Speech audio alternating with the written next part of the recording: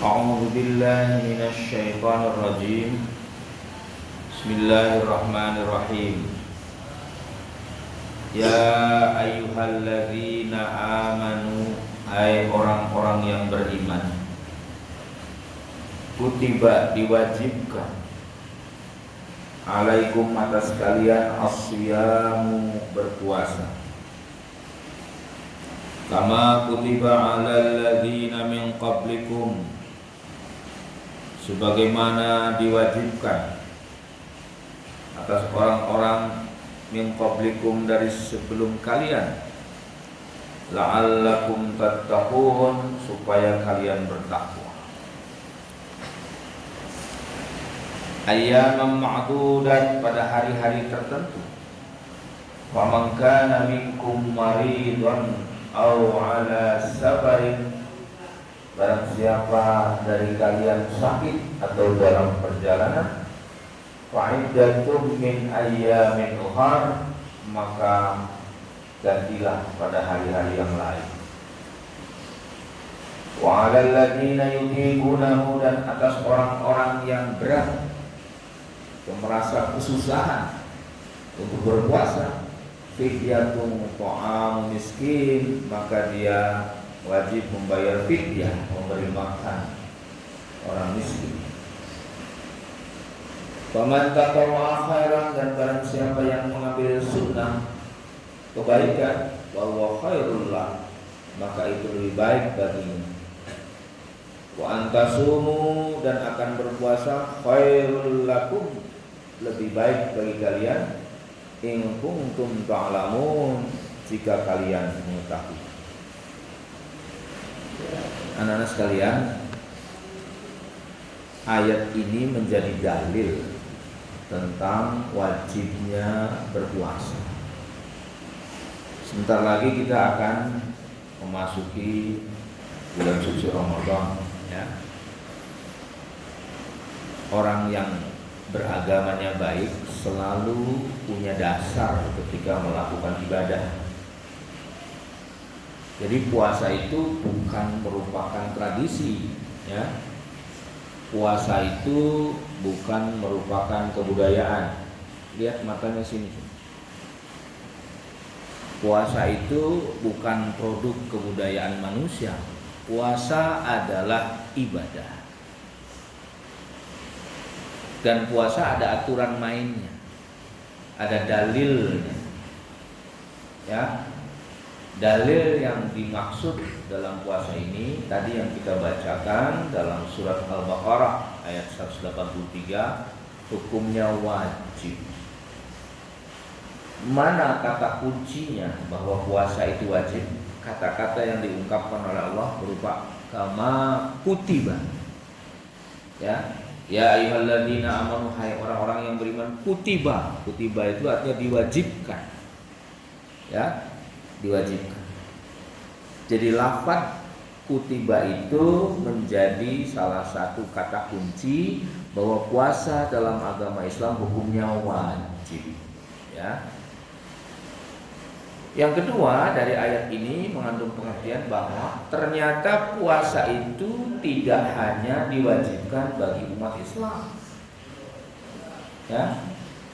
Umat-umat terdahulu pun diwajibkan berpuasa. Jadi umat-umat sebelum Nabi Muhammad itu juga diwajibkan untuk berpuasa.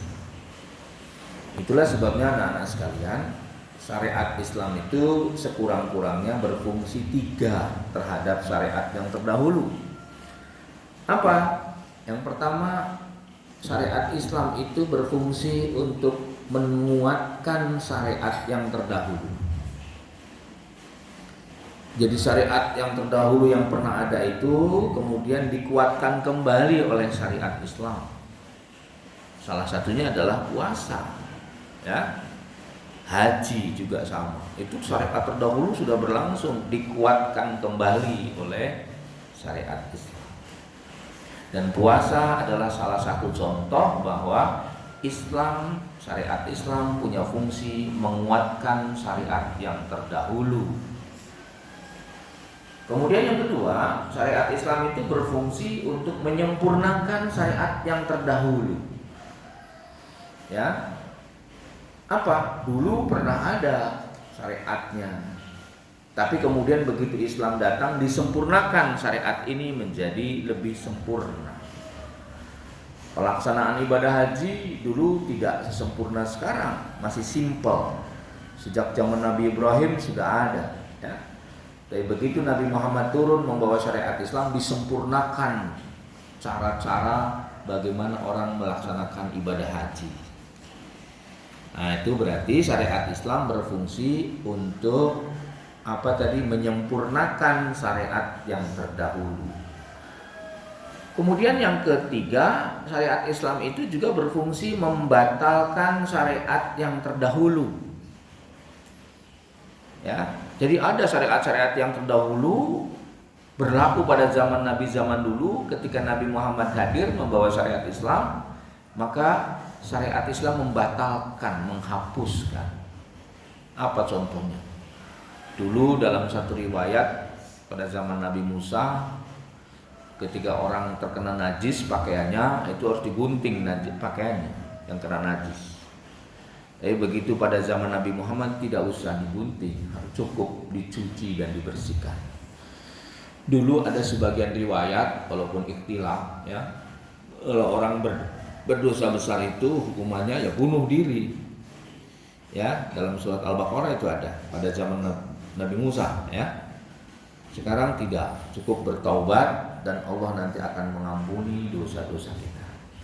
Nah, kembali pada ayat ini anak-anak sekalian, bahwa puasa punya fungsi untuk apa? Syariat Islam dalam konteks puasa berfungsi menyempurnakan sekaligus menguatkan syariat yang terdahulu.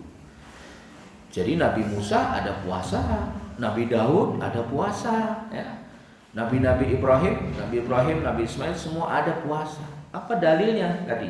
Kama kutiba 'alal ladzina min qablikum. Sebagaimana diwajibkan atas orang-orang sebelum kalian. Sebelum kalian itu maksudnya sebelum Nabi Muhammad sallallahu alaihi wasallam. Nah, ini. Jadi berdasarkan ayat ini dua hal kesimpulannya. Yang pertama apa? Wajib hukumnya puasa. Lihat sini, ya, wajib hukumnya puasa.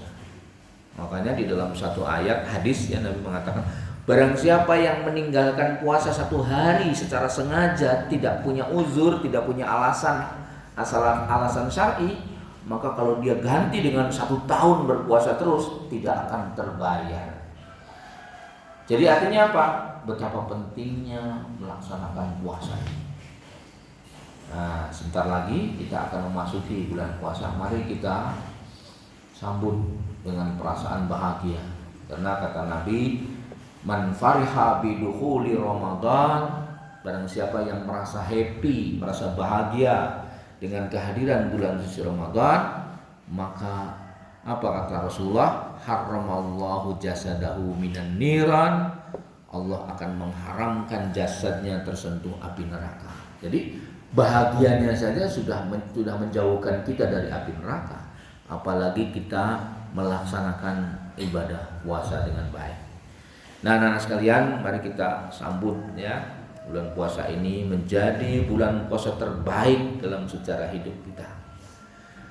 Jadikan tahun ini adalah puasa terbaik dalam kehidupan kita, karena belum tentu tahun depan kita akan ketemu lagi dengan bulan puasa.